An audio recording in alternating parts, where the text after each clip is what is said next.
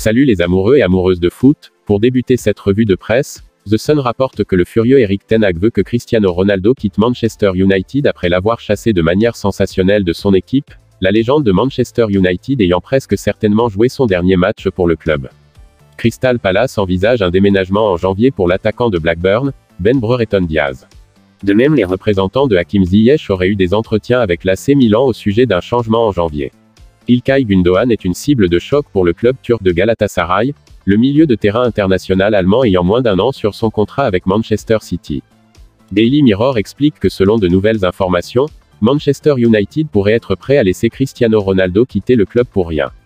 Chelsea est prêt à permettre à Romelu Lukaku de rester en prêt à l'Inter Milan la saison prochaine avant d'annuler des millions en le vendant, selon des informations en Italie. De même, le manager de Chelsea, Graham Potter, a été informé qu'il avait le prochain Eden Hazard du club dans ses rangs sous la forme de la recrue estivale Omari Hutchinson.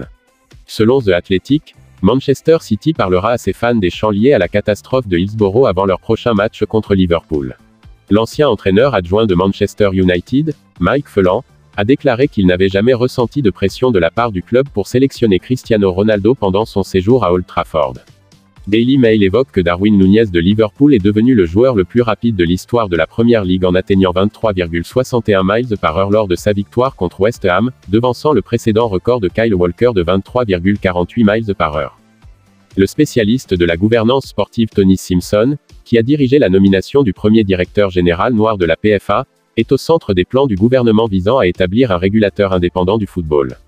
Tandis que Naby Keita a été photographié en train de participer à une séance d'entraînement d'équipe juste un jour après que Liverpool ait battu West Ham 1-0 lors de leur affrontement en Premier League à Anfield. Gareth Southgate gardera en vie les rêves de Coupe du Monde de Reece James et Kyle Walker vendredi lorsqu'il nommera l'équipe provisoire d'Angleterre pour le Qatar. Aston Villa regarde Mauricio Pochettino et Thomas Frank après avoir limogé l'entraîneur-chef Steven Gerrard jeudi soir, fait savoir Daily Telegraph, en ajoutant que l'hôtel de l'Angleterre à la Coupe du Monde sera sur la route d'un festival de musique où des raves nocturnes verront Fatboy Slim, Calvin Harris, et David Guetta se produire. Rory McIlroy a osé ouvrir encore plus sa rupture avec Greg Norman en déclarant que sa mission est de passer 332 semaines en tant que numéro 1 mondial, une de plus que le controversé directeur général de 54 Golf. The Independent rapporte que les travailleurs migrants payaient encore des frais de recrutement exorbitants et illégaux l'année précédant la Coupe du Monde, a constaté Human Rights Watch, critiquant à la fois la FIFA et le Qatar pour ne pas encore s'être engagés dans un fonds de recours. Le capitaine de Tottenham, Hugo Lloris, a déclaré qu'il ne fallait pas trop lire l'incapacité de son équipe à gagner des matchs contre ses 6 premiers rivaux cette saison. Par contre, Gary O'Neill insiste sur le fait qu'il est satisfait en tant que patron intérimaire de Bournemouth au milieu des appels pour qu'il se voie confier le poste de façon permanente. Le manager de West Ham, David Moyes, a fait l'éloge de Declan Rice, affirmant qu'il pouvait jouer pour n'importe quel club, malgré leur défaite 1-0 contre Liverpool.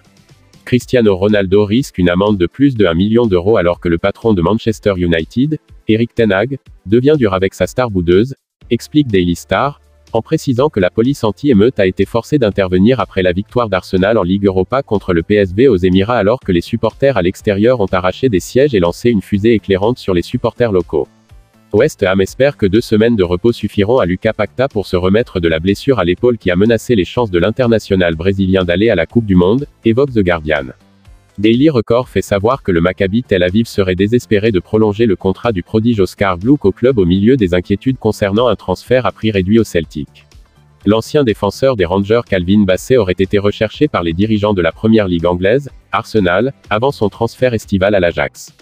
Par contre, les Cœurs ont reçu un énorme coup de pouce après que la SPFL a décidé que le déménagement de Lewis Nilsson à Tynecastle de Dundee United au cours de l'été n'entraînerait aucune compensation pour les Tangerines pour l'accord. Connor Barron pourrait être le prochain déménagement à gros budget d'Aberdeen avec son contrat expirant à la fin de la saison prochaine, mais le président de Don, Dave Cormack, a déclaré que le club faisait tout pour s'assurer qu'il n'était pas pris de court. À en croire Scottish Sun, Rocco Vata du Celtic est une cible de transfert pour Arsenal, Manchester City, l'AC Milan, la Juventus, et la Roma, selon des informations.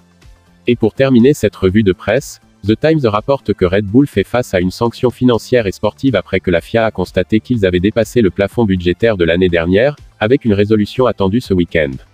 Les organisateurs de Wimbledon ont augmenté les prix des billets pour le cours central pour les championnats de 2023 malgré les inquiétudes concernant à la fois la crise du coût de la vie et un grand nombre de sièges vides lors du tournoi de cette année.